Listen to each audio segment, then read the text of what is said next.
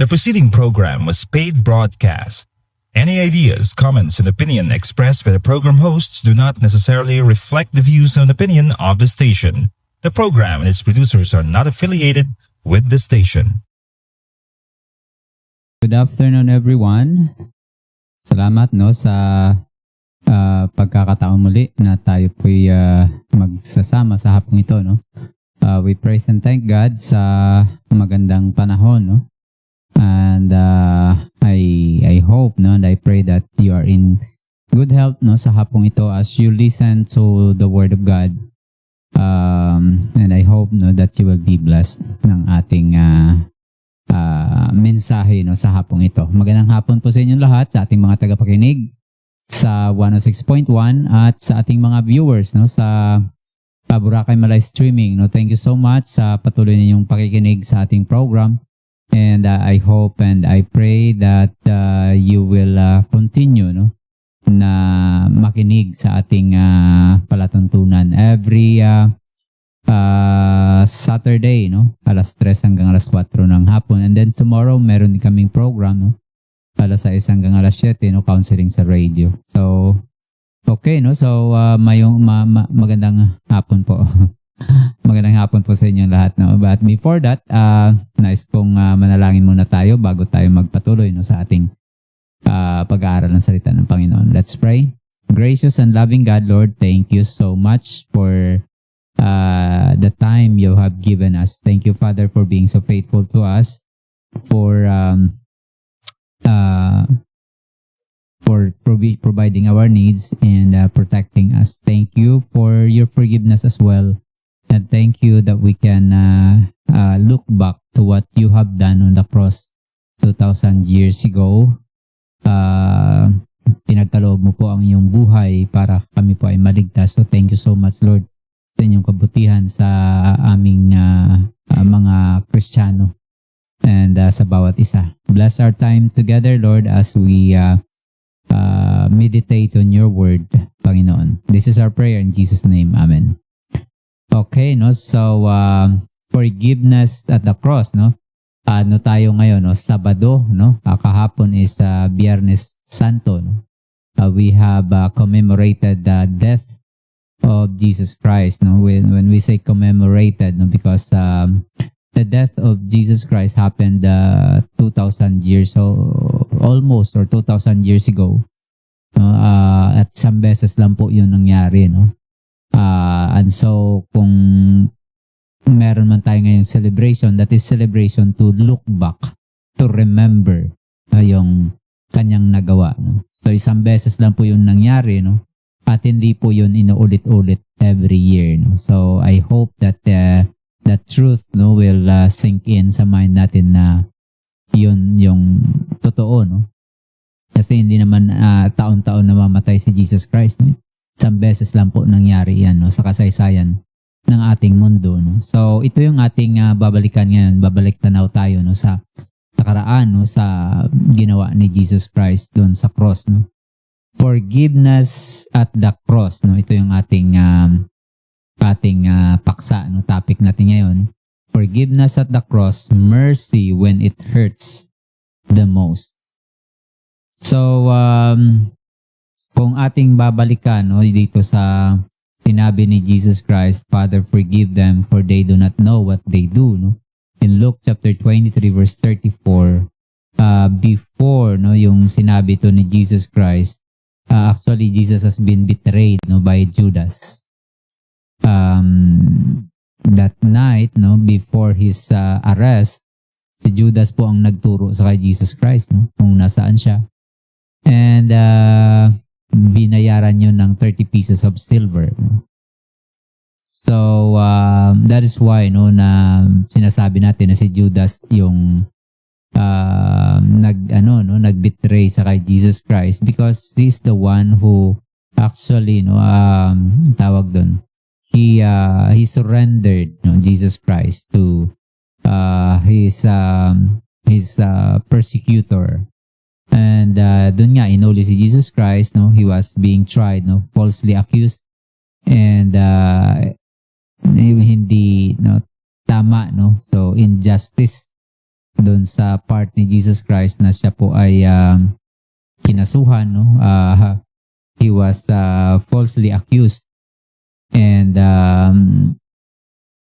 yun, no? Dahil na ano siya, no? Tawag dito, he was charged with na sinarge si Jesus Christ ng insurrection, no? And then blasphemy, no? Blasphemy na inaamin niya na siya ay anak ng Diyos, no? At siya ay Diyos. So for them, no, it was a statement, no, to be charged with blasphemy, no? And according to them, no, is worthy of death penalty by crucifixion. So Jesus Christ was betrayed, no, by Judas, denied by Peter. Si Peter, no, 'di ba sinabi ni Jesus Christ, no?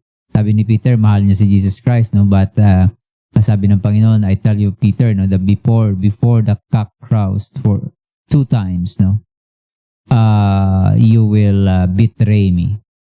You will deny me. And it happens, no?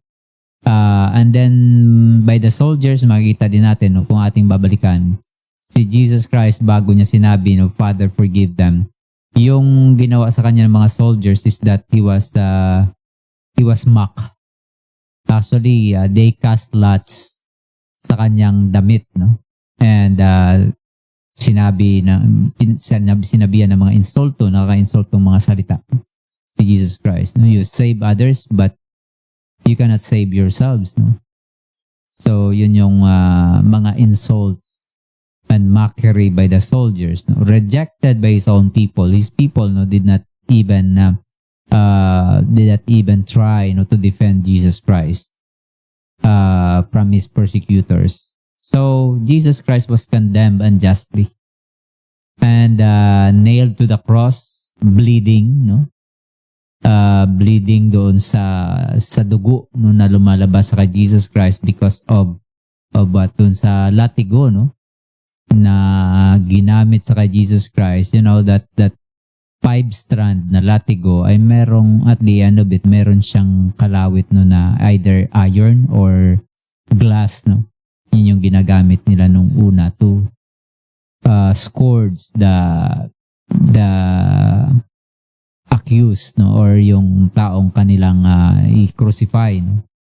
So yun yung nangyari sa kay Jesus Christ, no. Kung babalikan natin, no, kung nandun ka sa time na yun, you could probably smell the blood, no, coming out of the body of Jesus Christ dahil sa dami ng dugo na lumabas sa kanya, no. So ito yung ginawa sa kanya, no, denied by Peter, betrayed by Judas, mocked by soldiers, rejected by people, no, and he was condemned unjustly. And being nailed to the cross, is bleeding, suffocating in agony.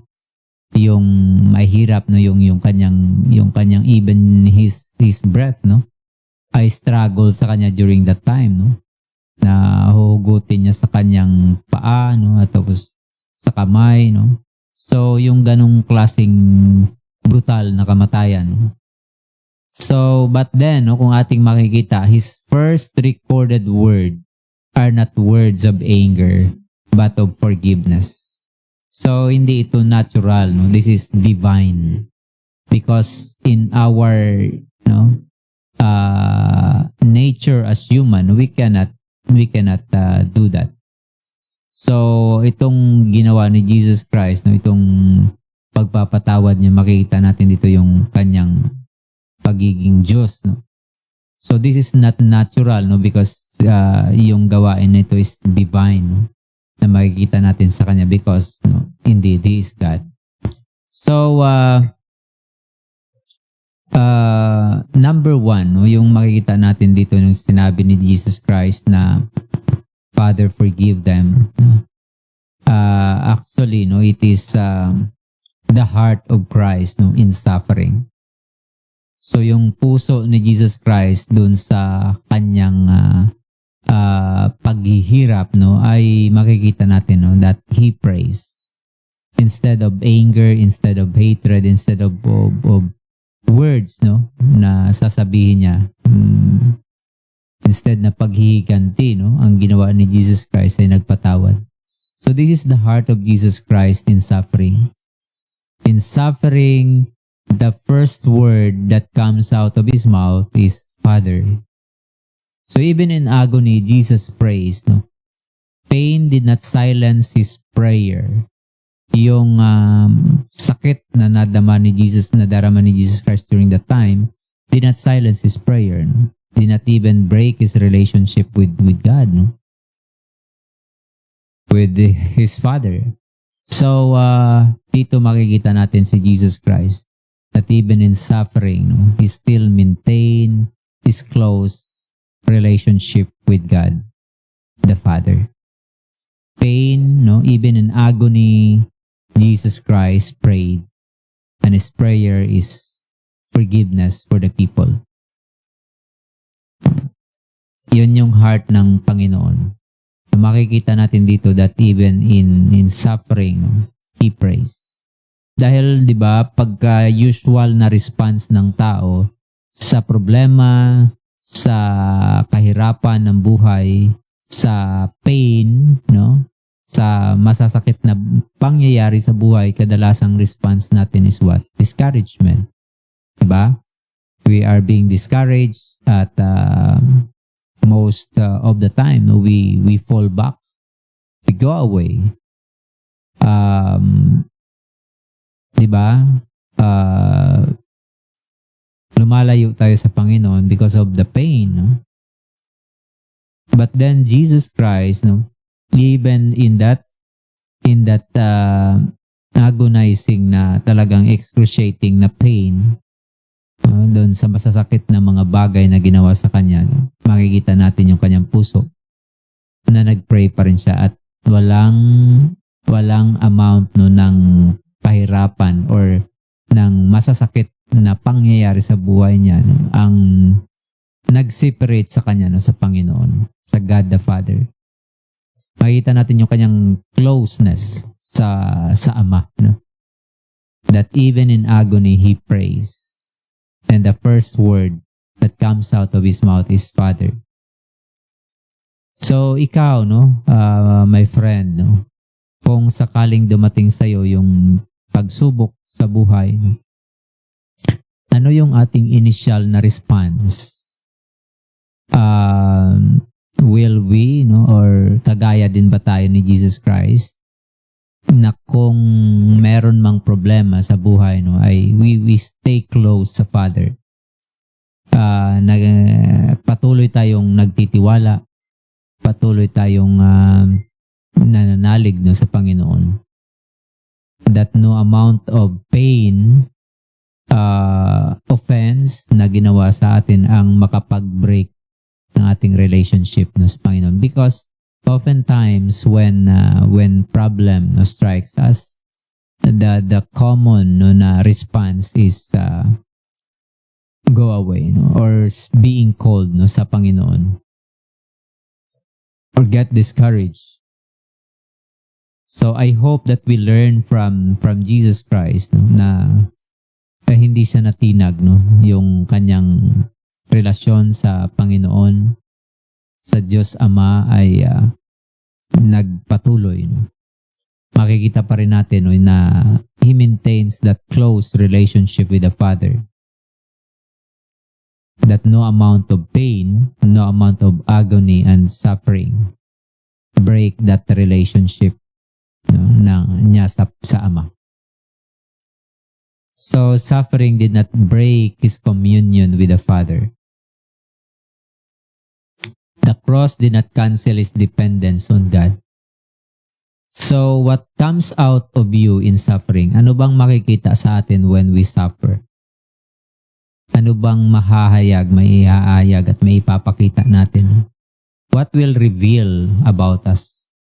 What comes out of you in suffering reveals what is inside you. Sa ating suffering, diyan natin malalaman kung ano nga ba, no, what we are made of. Are we made of steel, no? Matatag ba tayo sa pagsubok? Yung sabi ng Bible, no? Just like gold, no, when it is tried, it will come out na purified. So sana, no, ganun din tayo, na kung may pagsubok man, we will come out as kagaya ng gold, no, being purified. The moment that gold, no, will be tried in fire, no, the more it is being tried, the more it will be purified. So I hope, no, na ganun din yung buhay natin, no? That when pain and suffering, no, comes along the way, no, sa ating buhay, we will come out, that good thing will come out sa ating puso. So what comes out of you in suffering reveals what is inside you. So ano kaya yung mangyayari pagka merong problema sa atin? Anong response natin? Anong makikita sa atin?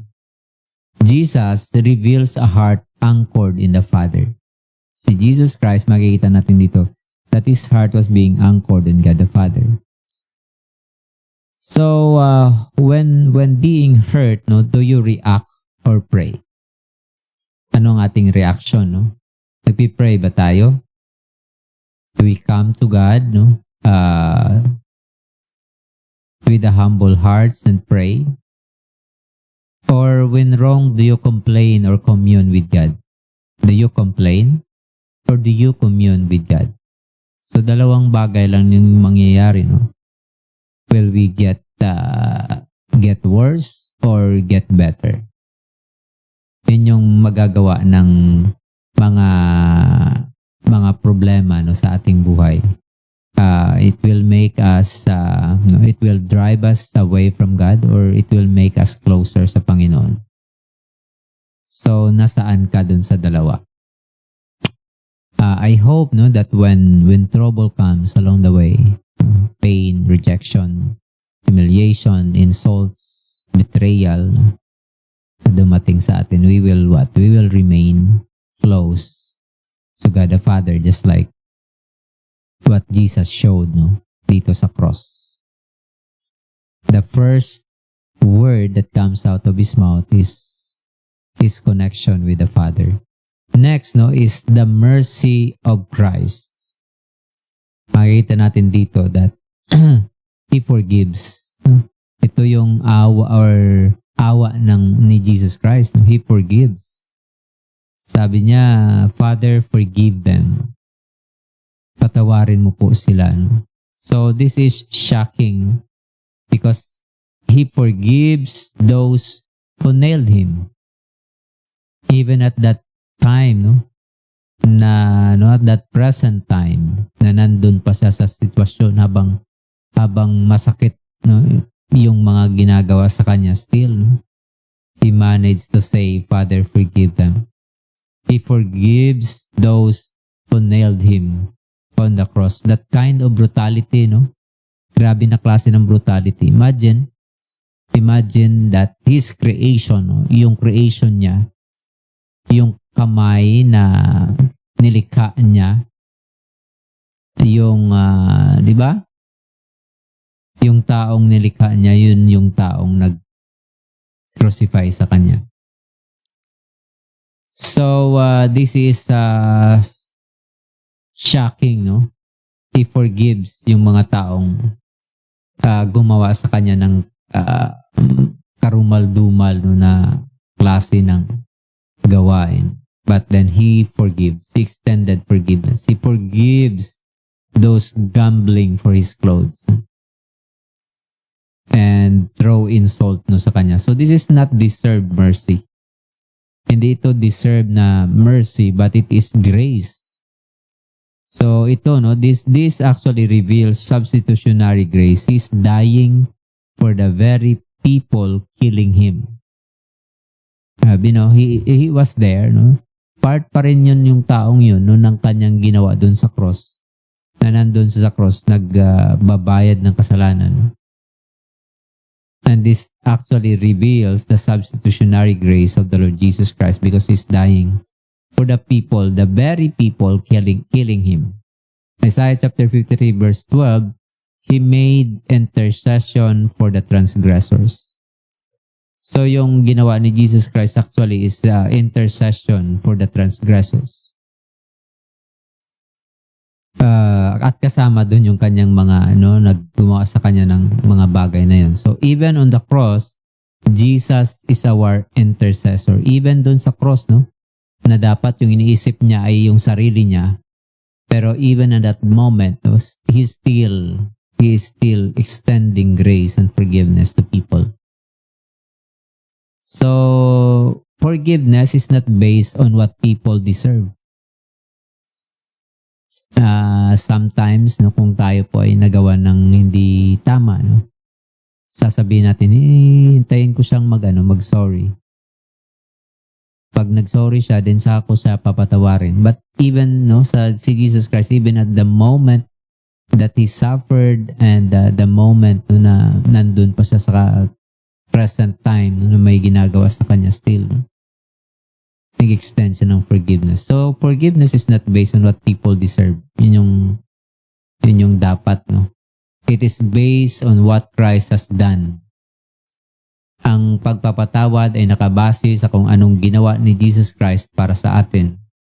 Ephesians chapter 4 verse 32, ano yung ginawa ni Jesus Christ? He forgives us.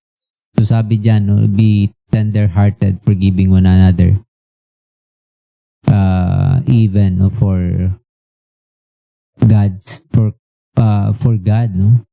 for Christ's sake, na siya po ay pinako din sa cross. And that verse is actually pleading na magpatawad din tayo. Kung paanong nagpatawad si Jesus Christ sa atin, ganon din sana tayo. Sabi sa Ephesians chapter 4, sabi dito, sa verse 32 ng Ephesians, be ye kind one to another, tender-hearted, forgiving one another, even as God for Christ's sake. So be ye kind one to another, tender-hearted, forgiving one another, even as God for Christ's sake hath forgiven you.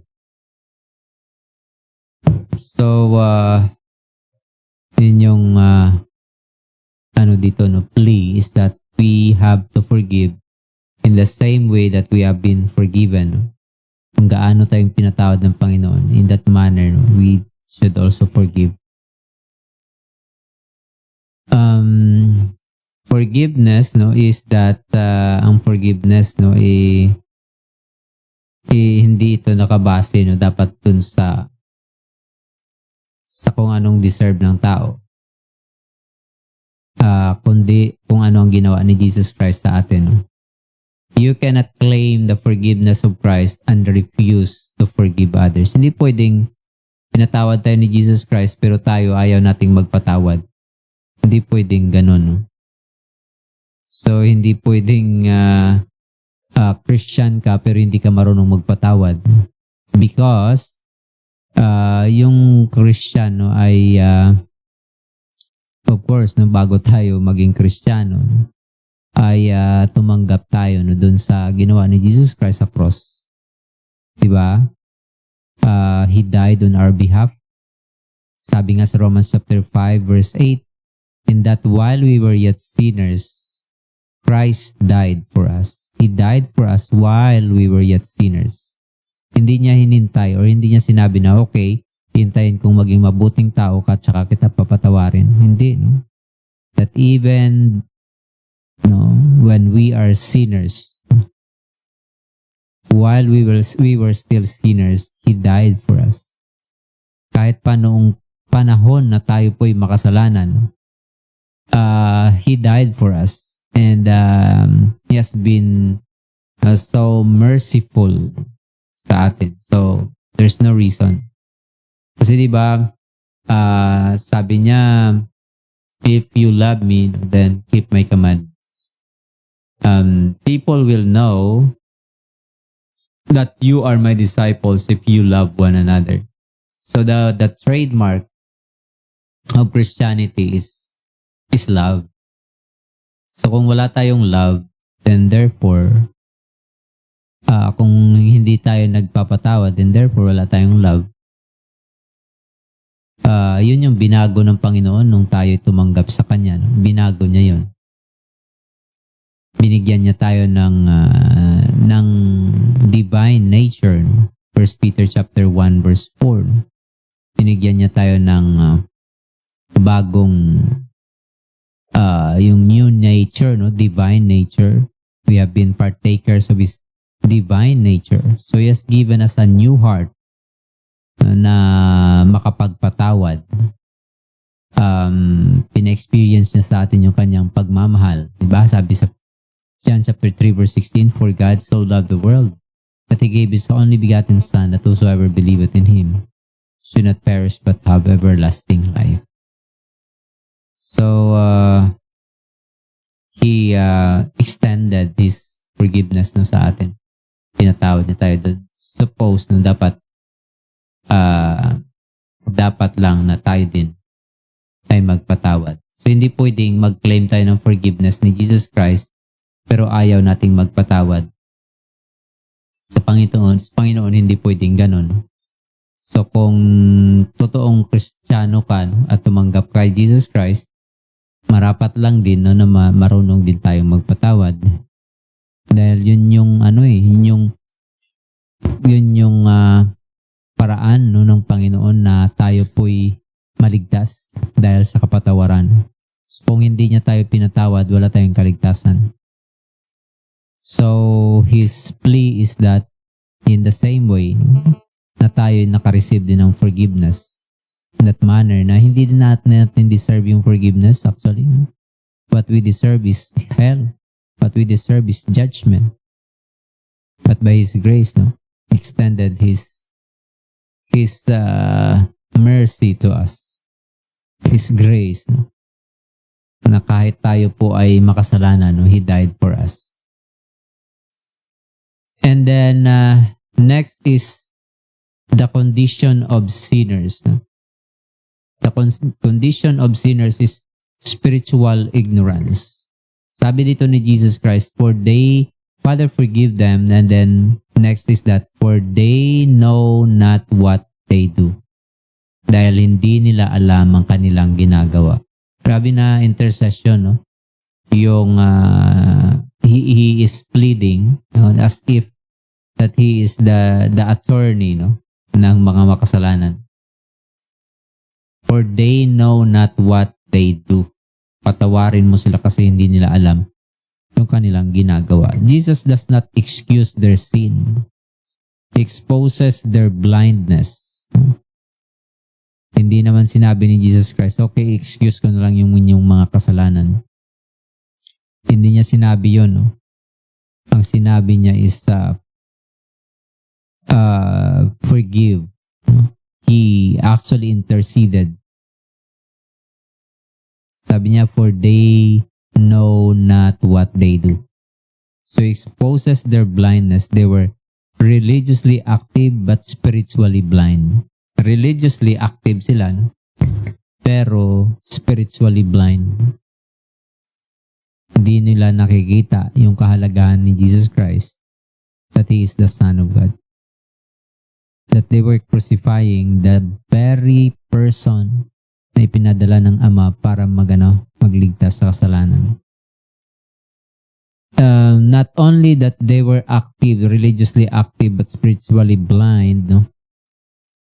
But also emotionally charged, but morally unaware. No? Morally, they were unaware that what they were doing is wrong. So that's why sinabi ni Jesus Christ that forgive them, patawarin mo sila, Panginoon. Because they do not know what they are doing. He pleaded for them. So, yung mga lumalabas sa bibig ni Jesus Christ is not the words of condemnation, but intercession, forgiveness, mercy, kindness. Those are positive traits na yun din dapat ang makita sa atin when we suffer as Christians. So, Sabi nga no sa 1 Corinthians chapter 2 verse 8, had they known, they would not have crucified the Lord of glory. Kung alam lang nila, no, they would not have crucified the Lord of glory. So that is why no na masasabi natin that they were spiritually blind. Kasi kung alam nila, they will not crucify the Lord Jesus Christ. And then Acts chapter 3 verse 7 din sinabi dito, through ignorance you did it. So many people today no reject Christ not always out of hatred but blindness. So marami ngayon no na talagang they choose to intentionally no, choose to reject Christ. They reject Christ no not always out of hatred, hindi dahil sa hate nila no si Jesus, but of blindness. Hindi nila nakikita yung kung sino si Jesus Christ. So this should move us to compassion, not pride. So dapat itong bagay na to no will be the one to move us na tayo po ay maawa sa kanila. This should move us to compassion, not pride. So people don't just need correction, they need illumination. Hindi lang nila kailangan ng correction, but kailangan nila ng illumination. Kailangan, no? Di ba, sabi ng Corinthians, di ba, 1 Corinthians, unless the light of the glorious gospel of Christ should shine on them. Unless that the gospel of Jesus Christ should give them light, no? Or knowledge about Jesus Christ, who Jesus Christ is, then saka pa lang nila malalaman, maintindihan yung kung sino si Kristo is, si Jesus Christ. So this should move us to compassion na maawa tayo sa kanila, itong mga taong ito, because they need na ma-share sa kanila ang gospel. So people don't just need correction, they need illumination. Hindi lang nila kailangan ng koreksyon, pagtutuwid, no? Kailangan nila ng mabigyan sila ng illumination or knowledge, understanding na maipakita sa kanila kung sino talaga si Jesus Christ. So because the people no na itong mga tao na ayaw sa kay Jesus Christ, actually they were the ones na nag-reject sa kay Jesus Christ, are the ones na kailangan ng illumination. Unless they will be illuminated and ma-open yung mind nila, hindi nila makikita kung sino si Jesus Christ. My friend, kung nandito ka sa hapong ito, you don't know who Jesus Christ is. Jesus Christ is our Savior. Tinawag siya sa Bible na Savior many times. Tinawag din siyang Redeemer, manunubos, no? Siyang nagtubos sa atin sa kasalanan. Dapat lang nating makita kung sino siya, no? At pag nakita natin no, ang Panginoon, makita rin natin yung ating kondisyon. In that way, no, in that condition no, ng ating buhay, ay tayo po ay humingi ng kapatawaran sa Panginoon. He is the Savior who has been crucified. Sabi ng 2 Corinthians chapter 5 verse 21, He who has no sin made to sin, to ginawa siyang makasalanan. No? Teka lang, babasahin ko yung 2 Corinthians. No? 2 Corinthians chapter 5, no? Sabi sa 2 Corinthians chapter 5 verse 21, for he hath made him to be sin for us, who knew no sin, that we might be made the righteousness of God in him. Siyang walang kasalanan, no? Ginawa siyang makasalanan dahil sa kasalanan natin. Diba? Nung nandun siya sa cross, that is actually the only moment na yung Diyos Ama ay tumalikod sa kay Jesus Christ when He said, my God, why hast thou forsaken me? Bakit mo ako tinalikuran? Because at that moment, Jesus Christ is bearing, He bore the penalty, or He bore in His body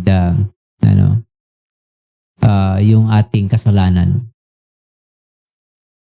And because of that, because He was being numbered among the transgressors, and because he was tinuring siyang makasalanan, tumalikod sa kanyang Ama, and justice or the wrath of God was poured out on Him. And at that moment, masasabi natin na talagang yung na-experience ni Jesus Christ is hell, because separation of God the Father from Him. And then torment, torture. What else? Yung mockings, ay yung sa kanya, the scourging. Are those ito yung description ng hell. At yun ay na-experience ni Jesus Christ. Not because he is sinful. He is actually sinless. Sabi sa Hebrews chapter 4, He was tempted in all points, but he did not sin. So, ginawa siyang makasalanan dahil sa ating mga kasalanan, my friend. I hope na itong katotohanan na ito ay atin pong malaman na si Jesus Christ yung ating substitute. Inako niya yung ating kasalanan, and dahil inako niya yung ating kasalanan, God, the Father, poured out His wrath on Him. And He was what? He was being counted as sinner dahil inako niya yung kasalanan ng mundo.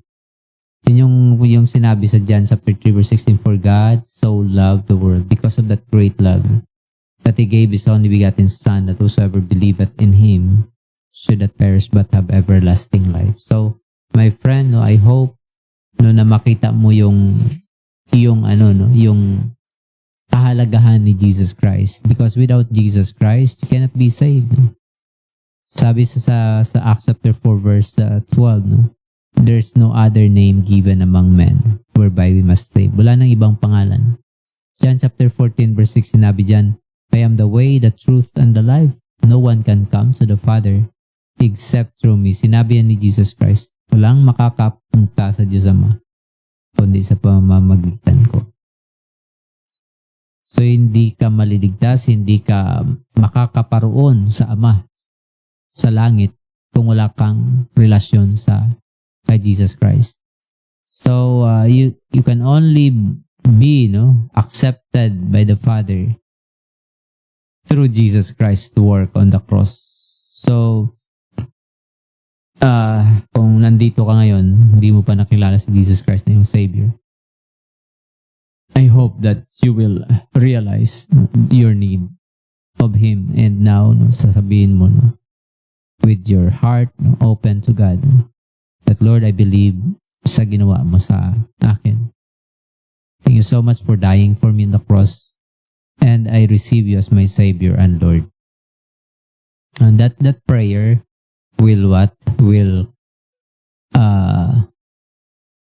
give us that relationship, will bring us back doon sa Panginoon, and we will have that relationship only if we confess with our mouth kung sino si Jesus Christ, and that we also repent of our sin and turn away from it, and accept Him as your Lord and Savior.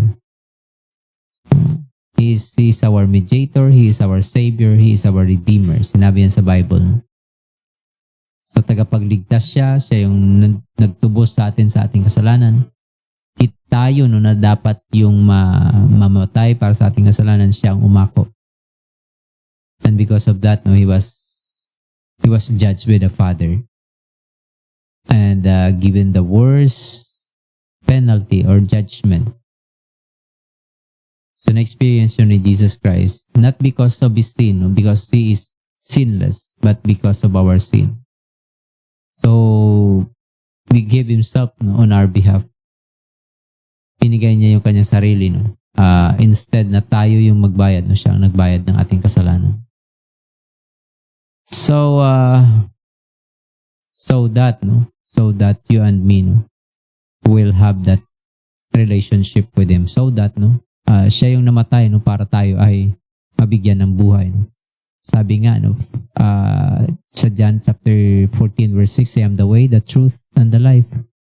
No one comes to the Father except. So siya yung giver ng life, siya yung giver, siya yung way, siya yung daan, siya yung katotohanan. Walang may makakaparoon sa amaw kung hindi sa pamamagitan ni Jesus Christ. So, next point is the model for believers. Forgive like Christ. So, let us model yung ginawa ni Jesus Christ, yung pag-forgive. No? Jesus is not only our Savior, He is also our example. He becomes our example sa pagpapatawad. So, sabi sa Ephesians chapter 4 verse 32, forgiving one another even as God for Christ's sake hath forgiven you. So, what Christ-like forgiveness looks like? Ano ba yung forgiveness ni Jesus Christ? How do it look like? No? So, it is initiated, not waited for.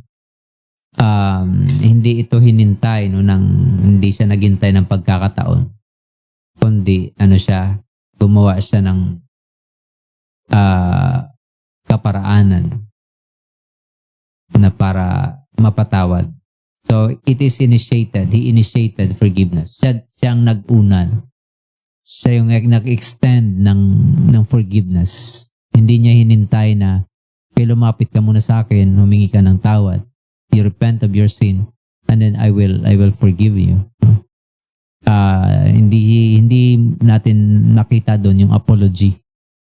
Walang apology doon sa gumawa ng krimen sa kay Jesus Christ, and yet He forgive. So it is initiated, hindi hinihintay, no? It is undeserved. Hindi din yun deserved, no? Yung forgiveness ni Jesus Christ is not deserved. Not earned, no? It is costly. Hindi ito cheap, no? Forgiveness does not mean saying sin is okay, no? Or ignoring justice. Avoiding boundaries. It means releasing the right to revenge. So kung meron mang taong naka-offend sa atin, forgiveness means you release the right to revenge. Na hindi ka na gaganti, no? And you give it to God, no? Na yung Panginoon na yung bahala. You release it to God. So, forgiveness does not mean saying sin is okay. You ignore. And then you ignore justice and avoid boundaries. No, it means releasing the right to revenge. Next is the power of forgiveness. Ano ba yung power ng forgiveness? The power of forgiveness, it transforms lives. A Roman centurion later declares, certainly, this was the Son of God. This was a righteous man. Luke chapter 23 verse 47. Later on, sinabi niya, nagbabantay na centurion sa Jesus Christ, sinabi niya, certainly, truly, this is the Son of God. Because, kung ating titingnan yung probably, yung nag-trigger ng ganong response sa taong ito, sa centurion, sa soldier, nagbabantay sa Jesus Christ, ay probably, na it is because of how Jesus Christ handled ng pain. That even in his agony, in his pain, in the insults, betrayal, humiliation, walang sinabi si Jesus Christ na masama. Sabi ng Isaiah chapter 53, he's being led to the slaughter, just like kung papatayin na yung tupa, So yung tupa pagka dinala yan sa slaughterhouse, hindi yan iimik, Hindi yan mangangagat. It will just sasama lang yan talaga. Yun yung tupa. At ganon din daw si Jesus Christ ganon din si Jesus Christ nung siya ay pinako sa cross. He did not say any words. He did not even complain. He just stated the fact, but never nating makikita sa Jesus Christ that he complained. So yun si Jesus Christ. So because of that, yung isang Roman centurion, later he declares, certainly this was the righteous man. The crowd leaves beating their breasts, and many priests later believed. Because of what? Because of those phenomenon, nung mga time na yun, nagdumilim yung langit, nagkaroon ng lindol, at there were recorded ng resurrection ng mga namatay. And the temple was rent in two. Na-divide po yung temple, yung curtain. So there's a lot of phenomenon na nangyari nung time na yun. And it's resulted to people believing on Jesus Christ. So, yun yung power ng forgiveness. Yung forgiveness ni Jesus Christ nandito, makikita natin, isa rin sa factor nag-open, nag-trigger ng kanilang pananampalataya sa Panginoon. So, that is the power of forgiveness. It can open the hard heart, and that ma-recognize yung Panginoon. So, tayong mga Christians, tayong nakakilala sa Jesus Christ, kung nakikinig ka man sa hapong ito, sana, when pain, when we are betrayed, humiliated, insulted, and all those sort of pain, mga offenses na magawa sa atin, ay sana maging kagaya tayo ni Jesus Christ, showing forgiveness to people, and that will lead people to know Jesus Christ. Ito yung nangyaring ito, yung ginawa ni Jesus Christ. Forgive men, is actually a powerful statement ng Panginoon. Na of course, kaya ni Jesus Christ tumawag ng angels and to destroy his persecutor, but he did not. The miracle that day was the miracle of silence, because he did not even try to call legions of angels to rescue him, but tumahimik siya. And makikita natin sa kanya yung forgiveness. Nandun yung forgiveness. Na kahit anong ginawa sa kanya, he still managed to forgive people. So it's a statement na that will really, and isa din sa mga bagay na makita natin yung kahit yung ang ginawa ni Stephen sa kay Paul, and yung ginawa ni Paul sa kay Stephen, still, pinatawad siya ni Stephen, and most probably yun yung pagpapakita ng Christ-likeness, and forgiveness changed the heart of Apostle Paul. Ganon din sa time ni Jesus Christ. Yun yung power ng forgiveness. It changes the heart. So I hope na tayo din, kung ikaw ay nakatanggap ng sa Kapanginoon as your Savior and Lord, then sana ay marunong din tayong magpatawad. Your forgiveness might heal a broken relationship or lead someone to Christ. Diba? Sinabi sa Matthew chapter 5 verse 16, let your light so shine before men, that in the darkest hour ng ating pain, ng ating mga kahirapan, trouble sa buhay, if we manage to handle things properly and still manage to forgive offenses and people, Your forgiveness might heal a broken relationship and will lead someone to Christ if we know to forgive. Kung marunong lang tayong magpatawad. People who are devoid of forgiveness is devoid of love. Yan yung sabi ni Martin Luther King. So yung taong hindi marunong magpatawad ay walang pagmamahal.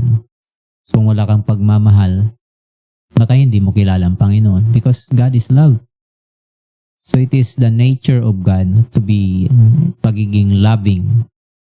So dapat lang na yung mga anak ng Panginoon na nagmana ng kanyang divine nature, na binigyan niya ng kanyang divine nature, naging partaker, ng divine nature ng Panginoon. And dapat lang, marapat lang na marunong ding magmahal at magpatawad. Yun yung manifestation na tayo po ay anak ng Diyos kung marunong tayong magpatawad. So, dahil yung ating forgiveness ay pwedeng maging reason na yung tao ay madala natin sa Panginoon at makakilala din sila sa kay Jesus Christ as their Savior and Lord. Na-remember ko yung story ni Abraham Lincoln. Meron siyang kaaway. But nung naupo si Abraham Lincoln na Pangulo ng US, he appointed that person, yung opponent niya na yun, si Stanton. Ginawa niyang defense secretary.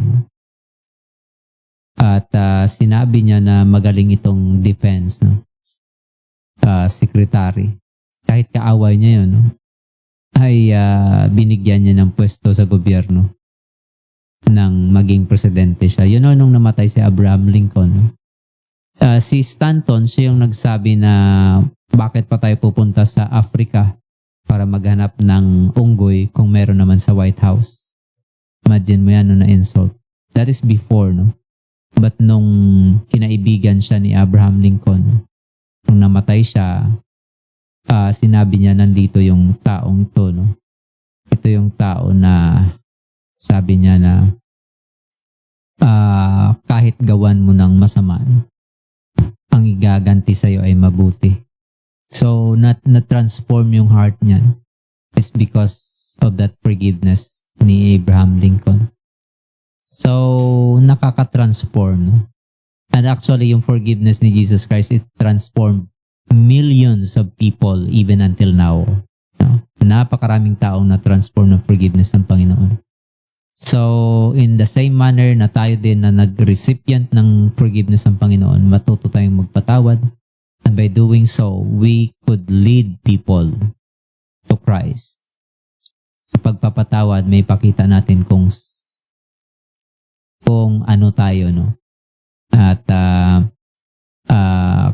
kung anong relasyon natin sa Panginoon. Diba? Sabi sa John chapter 13, verse 34, "By this shall all men know that ye are my disciples if ye have love for one another." Malalaman ng mundo na ikaw ay anak ko kung ikaw ay marunong magmahal. Hindi naman pwedeng marunong tayong magmahal pero hindi tayo pwedeng magpatawad. Diba? It is given ng taong nagmamahal, nagpapatawad. So dahil anak tayo ng Panginoon at pinatawad niya tayo, marapat lang na tayo din ay marunong magpatawad. I don't know the kind of offense you have experienced, but whatever it is, ano man itong pain na dinulot sa'yo, maging example yung ginawa ni Jesus Christ sa cross, that even sa mga ginawa sa kanyang betrayal, rejection, rebellion ng mga tao, at yung pagiging walang pakialam ng tao sa kanya, at yung pag-insulto, lahat ng yun he endured. So kadalasan kasi pagka meron tayong nakakaaway, we post it online, Facebook, sasabihin natin yung, so I hope na mag-learn tayo sa ginawa ni Jesus Christ. And dahil pinatawad na tayo ni Jesus Christ, dapat lang din na mag-extend din tayo ng forgiveness sa mga taong nakagawa ng hindi mabuti sa atin. So thank you so much, and I hope that you have learned, or we have learned from the what took place no, on the cross during sa time no, ng crucifixion ni Jesus Christ. Na yung first word ni Jesus Christ is, forgiveness sa tao instead of anger, bitterness, and complaint. He forgive people. So, thank you so much, no? And God bless. See you tomorrow sa sana namang programa natin sa ating counseling, no? Alas 6 hanggang alas 7 ng gabi, no? Tomorrow. And thank you so much. Ito pang yung lingkod, no? Pastor Erwin de la Cruz. Nagpapaalam, no? Temporarily, I say goodbye no, sa inyo. Magkita-kita po tayo tomorrow sa counseling sa radio. And thank you so much and God bless.